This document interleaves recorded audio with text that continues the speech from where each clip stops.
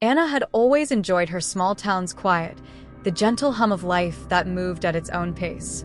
But all that changed the day she received the call. It was late, close to midnight, when her phone buzzed on her nightstand. The screen displayed only the words "unknown caller." She stared at it for a moment, her gut twisting with unease. She debated whether to answer or let it ring out, but curiosity won over, and she pressed the green button. "Hello." There was nothing but static at first, and then she heard it, a voice, distorted and distant, whispering her name. "Anna." She froze. Her name had never sounded so ominous. "Who is this?" she demanded, trying to mask her fear with anger. The voice on the other end let out a low chuckle. Then the call abruptly ended. Anna stared at her phone, her heart racing. She wanted to believe it was a prank, but something about the caller's tone left her unsettled. She put the phone down, trying to dismiss it, and returned to bed. But sleep never came. The next day, the phone rang again. Unknown caller. This time, she hesitated for a long moment before answering. "Anna," the voice breathed again. "It's time to play." Her pulse quickened. "Who are you? What do you want?" "I know your secrets," the voice said, dragging the words out, each syllable a threat. "And if you don't play along, everyone else will know them too." Anna's hands trembled. What secrets? She had none, at least not any that warranted this kind of torment.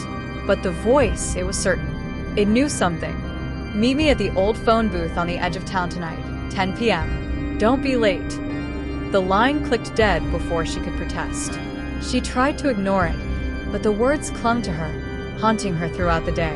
What if this was real? What if the caller was watching her right now? What did they want? Anna couldn't risk it. That night, as the clock neared 10, she found herself walking towards the phone booth, shrouded in darkness. The air was thick with tension, the town unusually quiet, as if holding its breath. The phone inside the booth started ringing as she approached, its shrill tone cutting through the silence.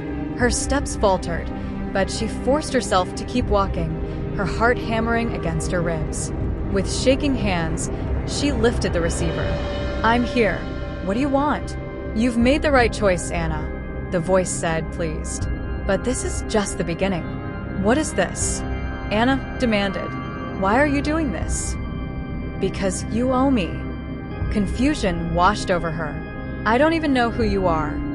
"Oh, but you do. We've met before, Anna.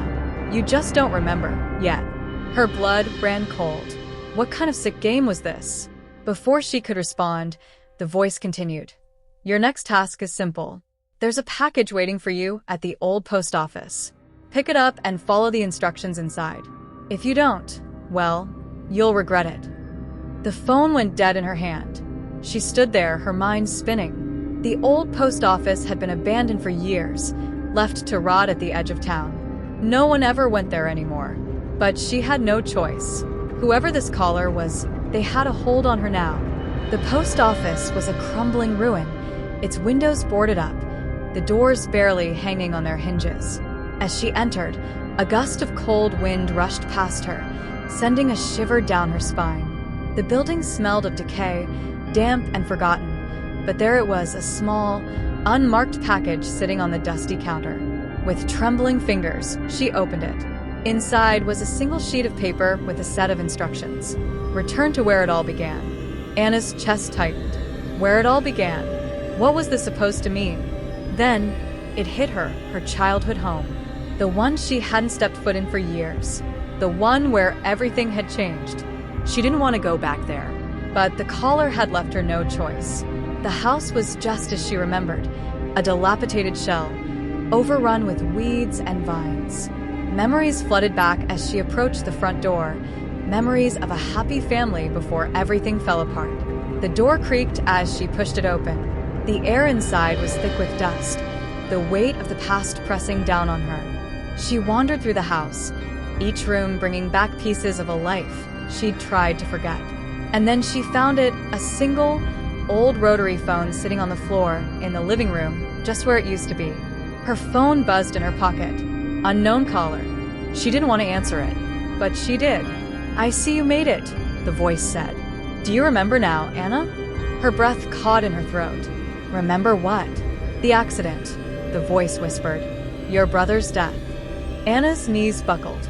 She hadn't thought about her brother in years, hadn't allowed herself to remember that night. The night he died. The night she had been driving. It wasn't your fault, the caller said, their voice now soft, almost soothing. But you left him. You left him there to die, didn't you?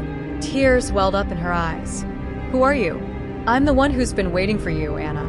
Waiting all these years for you to come back and face what you did. No, she whispered, the realization creeping over her like a dark cloud. No, it can't be. The voice was her brother's. Twisted, corrupted, but undeniably his. The phone line crackled, and then there was silence. The air around her grew colder, the darkness closing in. She felt a presence, something watching her, something that had been waiting in the shadows for far too long. The phone rang one last time, and this time, she didn't dare answer.